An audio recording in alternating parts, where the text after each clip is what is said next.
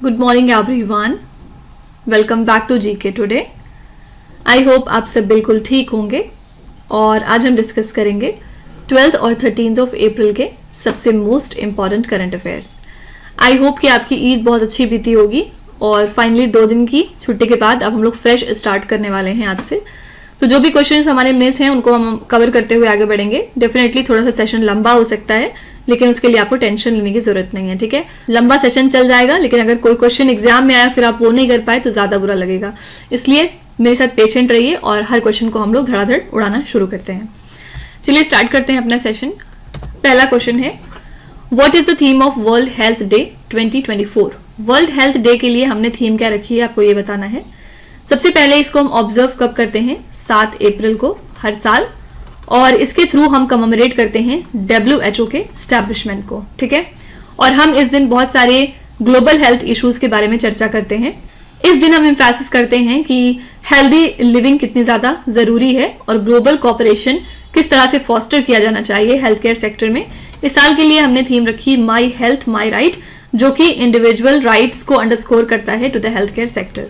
तो ये दिन एक बहुत इंपॉर्टेंट प्लेटफॉर्म साबित होता है हेल्थ अवेयरनेस प्रमोट करने के मामले में, साथ ही लोगों को इंस्पायर करने के लिए कि वो अपनी वेलबींग या अपनी हेल्थ को प्रायोरिटाइज करें, ठीक है।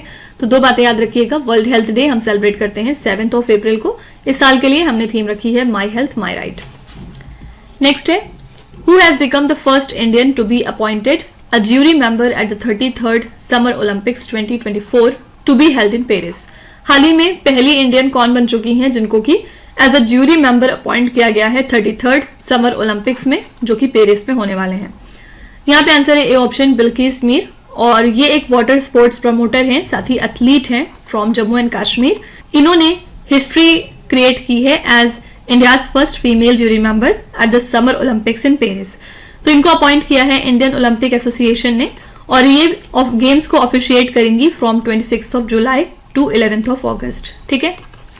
तो ये इनके लिए बहुत ही इंपॉर्टेंट एक अचीवमेंट साबित होगा, जहां पे रिप्रेजेंट करेंगी एथलीट को, साथ ही स्पोर्ट प्रमोटर को on the global stage, right. तो यहाँ पे आंसर है A option, Bilkis Mir. Next है, lunar polar exploration mission, that is LUPEX, that was recently seen in the news is a joint mission between which 2 space agencies? तो LUPEX कौन सी 2 space agencies के बीच का collaboration है आपको ये बताना है। आंसर है A option, ISRO and JAXA. ये जॉइंट मिशन है between Indian Space Research Organisation that is ISRO and the Japanese Aerospace Exploration Agency that is JAXA, और मिलके ये एक्सप्लोर करेंगे मून के साउथ पोल रीजन को। तो जक्सा जो है वो लॉन्च व्हीकल और रोवर प्रोवाइड करेगा, और वहीं इसरो जो है वो अपना लैंडर कंट्रीब्यूट करेगा। इसमें डिफरेंट टूल्स इक्विप्ड होंगे जिससे कि वाटर कंटेंट को मेजर किया जा सके ल्यूनार सैंड में, और कुछ ड्रिलिंग और सैम्पलिंग कंडक्ट कराई जा सके। तो ये रोवर जो है ये बहुत इंपॉर्टेंट इंसाइट्स प्रोवाइड करेगा मून के पोलर रीजन से, ठीक है। तो ल्यूपेक्स का फुल फॉर्म है ल्यूनार पोलर एक्सप्लोरेशन मिशन। कौन से 2 स्पेस एजेंसीज का प्रोजेक्ट है ये? ISRO and JAXA, okay. देखिए, इसके अलावा आपको याद रखना है कि हाल ही में Indian coast guard aquatic centre जो है ये इनॉग्रेट हो चुका है। कौन सी जगह पे? रामेश्वरम में। रामेश्वरम कहाँ है? तमिलनाडु में, ठीक है। तो डायरेक्टर जो है इंडियन कोस्ट गार्ड के जनरल राकेश पाल, इन्होंने ओपन किया Indian coast guard aquatic centre को यहाँ पे रामेश्वरम तमिलनाडु में, और इनकी 4 डे की टूर चल रही थी इन अक्रॉस तमिलनाडु, आंध्र प्रदेश एंड पुडुचेरी, जहां पे इन्होंने एग्जामिन किया ऑपरेशनल रेडीनेस और इंफ्रास्ट्रक्चर डेवलपमेंट को, और ऑफिसर्स के साथ इन्होंने इंटरेक्ट करने के बाद ये डिसाइड किया कि हमें एक कलेक्टिव विजन चाहिए सेफ सीज के लिए। और इंडियन कोस्ट गार्ड की बात करें तो इसको स्टैब्लिश किया गया था 1977 में under the ministry of defence, ठीक है। और इंडियन कोस्ट गार्ड का बेसिक एम क्या है? स्मगलिंग को कॉम्बैट करना और मरीन रिसोर्सेज को प्रोटेक्ट करना। इसको फॉर्मली इनॉग्रेट किया गया था 1978 में by the then prime minister Morarji Desai, ठीक है। तो अगर आपसे पूछा जाए कि Indian coast guard aquatic centre हाल ही में कौन सी जगह पे इनॉग्रेट हुआ है, तो आंसर हो जाएगा रामेश्वरम, तमिलनाडु। नेक्स्ट है, recently a special website named as booth Rabta has been launched in which Indian state to provide election related information to the people? हाल ही में एक स्पेशल वेबसाइट लॉन्च की गई है बूथ राब्ता नाम की, कौन से स्टेट में, जिससे कि इलेक्शन रिलेटेड इंफॉर्मेशन लोगों को दी जाएगी? तो पंजाब में यहाँ के जो डिस्ट्रिक्ट इलेक्शन ऑफिसर और डिप्यूटी कमिश्नर हैं उन्होंने लॉन्च किया है बूथ राब्ता को, जो कि एक स्पेशल वेबसाइट है फॉर इलेक्शन रिलेटेड इंफॉर्मेशन। और boothraabta.com जो है वो वोटर्स को असिस्ट करेगा और पोलिंग पर्सनल्स को भी। तो यहाँ पे बूथ राब्ता, जिसका जो है मतलब बूथ कांटेक्ट है एक तरह से, ये गाइडेंस प्रोवाइड करेगा इलेक्शन इश्यूज के ऊपर और ये सर्टिफिकेट डाउनलोड्स को फैसिलिटेट करेगा फॉर यंग वोटर्स। साथ ही पोलिंग स्टेशन रेटिंग्स इस पे इनेबल होंगी और एम्बुलेंस और हॉस्पिटल इंफॉर्मेशन भी दी होगी, स्पेशली ड्यूरिंग हीट वेव्स। ठीक है, तो यहाँ पे ये जो वेबसाइट है बूथ राब्ता, ये कहाँ पे इंस्टॉल हुई है? आंसर है पंजाब। ठीक है, देखिए एक क्वेश्चन और है यहाँ पे जिसको आपको याद रखना है। इंडियन कोस्ट गार्ड के स्विफ्ट ऑपरेशन ने रेस्क्यू किया है 27 बांग्लादेशी फिशरमैन को, जो कि एक फिशिंग बोट में फंसे हुए थे, सागर 2 नाम की बोट में इंडियन वाटर्स में। और इस पेट्रोल शिप का नाम रखा इन्होंने अमोघ। अमोघ के थ्रू इन्होंने आइडेंटिफाई किया डिस्ट्रेस्ड वेसल को, जो कि ड्रिफ्ट कर रही थी India Bangladesh maritime boundary line पे।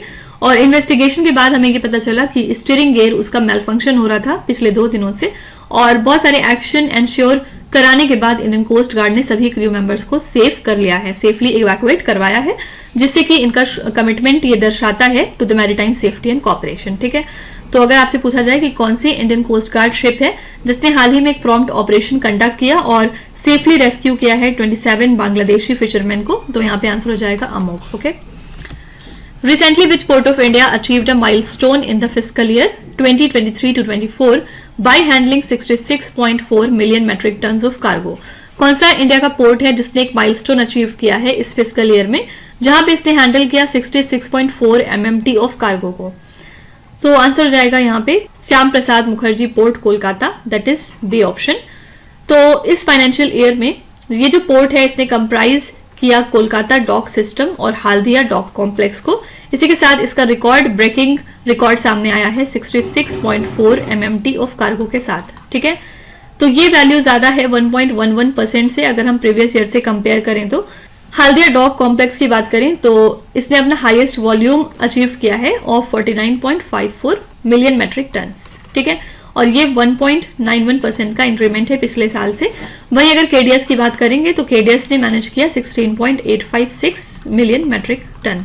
इस पोर्ट ने इसके अलावा अचीव किया एक रिमार्केबल 65% का growth in the net surplus. इसी के साथ ये वैल्यू पहुंच चुकी है 501.73 करोड़ रुपीस पे। ठीक है, तो यहाँ पे श्याम प्रसाद मुखर्जी पोर्ट जो है इसने एक माइलस्टोन अचीव किया है by handling 66.4 million metric tons of cargo. Okay, देखिए इसके अलावा रिजर्व बैंक ऑफ इंडिया के हिसाब से रेपो रेट इंडिया का है 6.5% for the 7th consecutive time, और हम लोग 7% का ग्रोथ एक्सपेक्ट कर रहे थे इंडिया की इकोनॉमी में इन फाइनेंशियल ईयर 25, जहां पे 4.5% का expected consumer price index inflation बताया जा रहा है। ठीक है, तो हो सकता है कि आपसे पूछा जाए कि as per the RBI projected consumer price index inflation कितना रहेगा फिस्कल ईयर 2024 टू 25 में। Your answer would be 4.5%। ठीक है, तो इसकी जो पहली मीटिंग थी फॉर फाइनेंशियल ईयर 2024 टू 25 ये अप्रैल में हुई है और नेक्स्ट को शेड्यूल किया गया है 5th to 7th of June में। ठीक है, नेक्स्ट है Vasudhara Tal, Maban lake and Pyungru lake recently seen in the news are located in which Indian state? ये सारी लेक आपको कहाँ मिल जाएंगी? आंसर है यहाँ पे उत्तराखंड स्टेट। किस वजह से न्यूज में आई? क्योंकि उत्तराखंड गवर्नमेंट ने एक्सपर्ट्स टीम बैठाई हैं जिससे कि 5 पोटेंशियली हजार्डस ग्लेशियर लेक्स को एग्जामिन किया जाएगा, जो कि फिलहाल रिस्क पे हैं ग्लेशियल लेक आउटबर्स्ट फ्लड्स के। ठीक है, तो नेशनल डिजास्टर मैनेजमेंट अथॉरिटी ने आइडेंटिफाई किया है इन लेक्स को हिमालयन स्टेट में, जिसमें कि 13 जो है वो उत्तराखंड स्टेट में लाई करती हैं। इसको ये बेसिकली होता क्या है, ग्लेशियर लेक आउटबर्स्ट फ्लड, ये सडन वाटर डिस्चार्ज होता है फ्रॉम ग्लेशियर लेक्स, जिसके बाद फ्लड, सेडिमेंट और डेब्रिस डाउनस्ट्रीम वगैरह की प्रॉब्लम बढ़ने लगती है, इसका थ्रेट सामने आने लगता है और इसकी वजह से लाइफ्स इंडेंजर्ड हो जाती हैं और इंफ्रास्ट्रक्चर जो है वो मैटर ऑफ कंसर्न बन जाता है। तो उत्तराखंड के ये वल्नरेबल लेक्स हैं सारे के सारे, जिनको कि एग्जामिन किया जाएगा। ठीक है, तो यहाँ पे आंसर है A option, that is Uttarakhand. देखिए इसके अलावा मुंबई की बात करें तो मुंबई ने एक माइलस्टोन अचीव किया है हाल ही में। मुंबई इंडिया की पहली सिटी हो चुकी है जिसने कि इंस्टॉल किया है 210 आर्टिफिशियल रीफ्स को, which are being built in the Arabian Sea near the Worli Koliwada. ठीक है, तो आरपीजी फाउंडेशन ने इस इनिशिएटिव को फंड किया है और ये पार्ट है इनके project nature marine conservation initiative का। ये जो रीफ्स हैं इनको बनाया गया है फ्रॉम रिसाइकल्ड सीमेंट और इसकी कॉस्ट आई है 62 लाख रुपीज टू इंस्टॉल। ये जो रीफ्स हैं ये एक सिग्निफिकेंट माइलस्टोन साबित होंगे मरीन कंजर्वेशन के मामले में, और इससे एक स्टडी सप्लाई प्रोवाइड होगा कमर्शियल फिश का, और इसी के साथ जो लोकल फिशरमैन है उनको बेनिफिट पहुंचेगा। ठीक है, तो अगर आपसे पूछा जाए कि कौन सी सिटी है जो फर्स्ट सिटी हो चुकी है इंडिया की जिसने कि इंस्टॉल किया है 210 आर्टिफिशियल रीफ्स को, तो answer is Mumbai. Okay, recently which country declared a national emergency on drug abuse? हाल ही में कौन सी कंट्री है जिसने नेशनल इमरजेंसी डिक्लेयर की है ड्रग अब्यूज के मामले में? तो आंसर है यहाँ पे सियरा लियोन। यहाँ के जो प्रेसिडेंट है इन्होंने नेशनल इमरजेंसी डिक्लेयर की है ऑन द सब्सटेंस अब्यूज, क्योंकि यहाँ पे एक सिंथेटिक ड्रग कुश का जो यूज है वो बहुत ज्यादा बढ़ गया था। ठीक है, तो सियरा लियोन की बात करें तो ये एक ट्रॉपिकल वेस्ट अफ्रीकन कंट्री है जिसके बॉर्डर में गिनिया और लाइबेरिया कंट्रीज आते हैं, साथ ही अटलांटिक ओशन से घिरा हुआ एक तरफ से। तो इसका जो लैंडस्केप है इसमें आपको लाइटली वुडन हिल्स मिल जाएंगी, साथ ही मैंग्रोव स्वैम्प्स मौजूद होंगे along the coast. Major rivers इसकी हैं जैसे कि रॉकिल, ताइया, मोआ एंड सेवा, जो कि इसके टेरेन में फ्लो करते हैं। ठीक है, तो कौन सी कंट्री है जिसने नेशनल इमरजेंसी डिक्लेयर की है on drug abuse? Answer is Sierra Leone. Next है, by what year does India aim to end the urea imports according to the Union Minister for Chemicals and Fertilizers? India कौन से साल तक जो urea का import है उसको खत्म कर देगा एज पर दिस मिनिस्ट्री? तो इंडिया का एम है कि वो यूरिया इंपोर्ट को हाल्ट करे बाय द एंड ऑफ 2025, क्योंकि जो लोकल प्रोडक्शन है यूरिया का वो बढ़ता जा रहा है, जहां पे हम नए फर्टिलाइजर प्लांट्स एस्टैब्लिश कर रहे हैं, और फिलहाल हम 30% जो है यूरिया इंपोर्ट कराते हैं। हमारी यूसेज कितनी होती है पूरे साल की? 35 मिलियन टन्स एनुअल रिक्वायरमेंट है हमारी।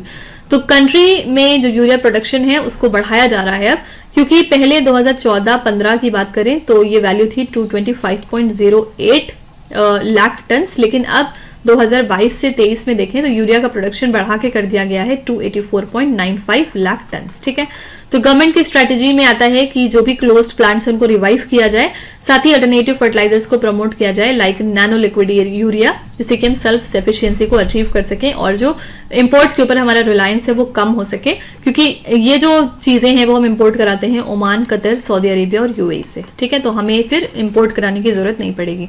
तो इंडिया का पर्पज है कि 2025 तक हम इसको बिल्कुल कम कर दें। ठीक है, नेक्स्ट क्वेश्चन है, what is the theme of international day of sports for development and peace 2024? इसके लिए थीम क्या थी?